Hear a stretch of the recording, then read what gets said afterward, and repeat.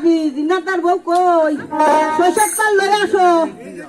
এ আসো তাহলে নেবো ঠিক উঠাবো সিজারও করে ফেলাবো তোমার আর আগে মিষ্টি মুখ করাই দিচ্ছে খাও হ্যাঁ এই জান কি খাওয়া তাই তো সবাই একটু আল্লাহর নাম নাও আমি সব কাজটা সেরে